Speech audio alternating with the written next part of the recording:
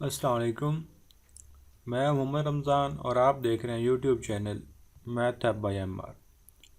आप लोगों के सामने MTH 401 की असाइनमेंट नंबर 1 है और सेक्शन इंचार्ज आपके पास है जुल्फ़िकार अहमद नूर साहब। जिन लोगों को ये पेड असाइनमेंट चाहिए वो वीडियो में मेरा व्हाट्सएप नंबर होगा, आप रब्ता कर सकते हैं।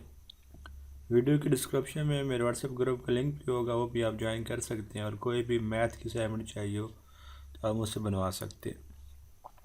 स्टार्ट करते हैं। आपके पास क्वेश्चन नंबर 1 है कि आपको डिफरेंशियल इक्वेशन गिवन है।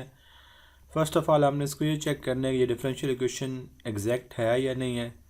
उसके बाद अगर ये एग्जैक्ट है तो फिर हमने इसका जनरल सोल्यूशन भी फाइंड करना है। तो first of all first point के लिए हम चेक करते हैं ये एग्जैक्ट है या नहीं है।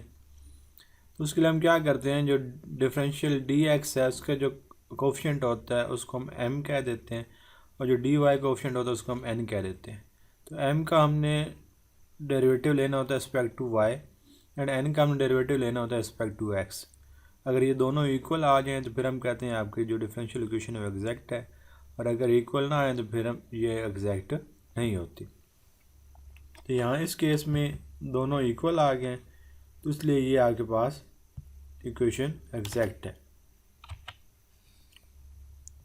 अब यहाँ पर हमने पार्शियल क्यों यूज़ करते हैं, क्योंकि देखें इक्वेशन के अंदर दो वेरिएबल हैं। अगर एक से ज़्यादा वेरिएबल आ जाए तो फिर आपका पार्शियल डेरिवेटिव यूज़ होता है। अगर सिंगल वेरिएबल हो तो फिर आपका ऑर्डनरी डेरिवेटिव यानी कि स्मॉल डी यूज़ होता है। अब क्योंकि ये एग्जैक्ट इक्वेशन बन गई, अब हमने इसका जनरल सोल्यूशन देना है। तो उसके लिए हम क्या करते हैं कि m को हम पार्शियल एफ और पार्शियल एक्स की को रख लेते हैं, और n को हम पार्शियल एफ और पार्शियल वाई की को रख लेते हैं। m की वैल्यू पुट कर दी एंड n की भी वैल्यू पुट कर दी। तो क्वेश्चन नंबर 1 में हम दोनों तरफ इंटीग्रेशन अप्लाई कर देते हैं। इंटीग्रेशन करने के बाद आपके पास एफ फंक्शन आ जाएगा। अब एफ फंक्शन आपके पास आ गया और साथ में कॉन्स्टेंट ऑफ इंटीग्रेशन आ गया HF(y). अब ये HF(y) क्यों आया है, क्योंकि हम रिस्पेक्ट टू एक्स इंटीग्रेट कर रहे थे, इसलिए आपका जो कॉन्स्टेंट आना था वो y की फॉर्म में आना था। अब हम क्या करते हैं, इसी फंक्शन को विद रिस्पेक्ट टू y हम डेरिवेटिव ले लेते हैं इसी फंक्शन f का। तो दोनों तरफ हमने रिस्पेक्ट टू f डेरिवेटिव ले लिया। डेरिवेटिव लेने के बाद हमने क्या किया, कंपेयर किया इक्वेशन 2 को और इस डेरिवेटिव वाली इक्वेशन को। ये यहाँ पर स्मॉल एफ होना चाहिए था। कंपेयर करने के बाद आपके पास x k plus h prime of y is equal to आ गया x k plus 4y।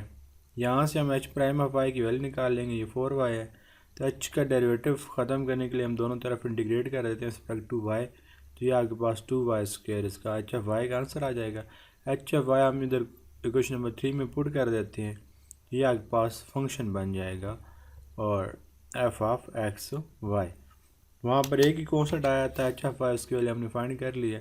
General solution फिर हम कैसे लिखते हैं, इस हम फंक्शन को इक्वल टू सी पुट कर देते हैं, तो फंक्शन की वैल्यू लिख कर इक्वल टू सी, ये आपका जर्नल फंक्शन आ गया, जर्नल सोल्यूशन आ गया। क्वेश्चन नंबर 2 आपके पास है।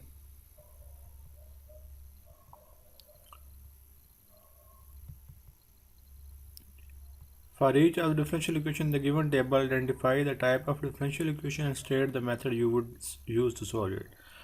आपको जो डिफरेंशियल इक्वेशन दी गई है आपने ये फाइंड करना है ये कौन सी टाइप का है, और फिर इसको सोल्व करने के लिए कौन सा मेथड लगाया जा सकता है। Next, solve any one differential equation of your choice. इनमें से हमने कोई एक डिफरेंशियल इक्वेशन को सोल्व करना है। तो ये आपके पास टेबल गिवन है। यहाँ पर देखें फर्स्ट ऑफ वन जो इक्वेशन है उसके हम एक्स और वाई वेरिएबल अलग अलग कर सकते हैं, इसलिए ये सेपरेबल इक्वेशन है। सेकंड वन जो है ये आपकी एग्जैक्ट इक्वेशन है, जिस तरह हमने फर्स्ट क्वेश्चन किया आप इसको चेक कर सकते हैं। थर्ड वन आपका जो है फर्स्ट ऑर्डर लीनियर इक्वेशन है, क्योंकि यहाँ पर सिंगल डेरिवेटिव है। फोर्थ वन भी आपका फर्स्ट ऑर्डर लीनियर इक्वेशन है। फिफ्थ आपकी बर्नौली इक्वेशन है, क्योंकि यहाँ पर देखें ये वाई की पावर आ गई है यहाँ पर एक्स के साथ, इसलिए ये बर्नौली इक्वेशन है। सिक्स भी आपकी एग्जैक्ट इक्वेशन है। सेवन्थ आपका फर्स्ट ऑर्डर लीनियर इक्वेशन है, यहाँ पर आप देख सकते हैं जिस तरह ये 3 एंड 4 इस तरह की इक्वेशन है। एट्थ भी आपकी फर्स्ट ऑर्डर लीनियर इक्वेशन है, आप देख सकते हैं। और नाइन्थ आपकी बर्नौली इक्वेशन है। यहाँ पर देखें ये वाई की पावर आ गई। अगर इक्वल के बाद वाई की पावर आ जाए तो वो बर्नौली इक्वेशन होती है। अब फर्स्ट ऑर्डर लीनियर इक्वेशन में क्या होता है कि आपका फर्स्ट डेरिवेटिव होता है और यहाँ पर आपका y होता है। y के साथ कोई कॉन्स्टेंट भी हो सकता है, कोई x का एलिमेंट, कोई x की वैल्यू भी हो सकती है।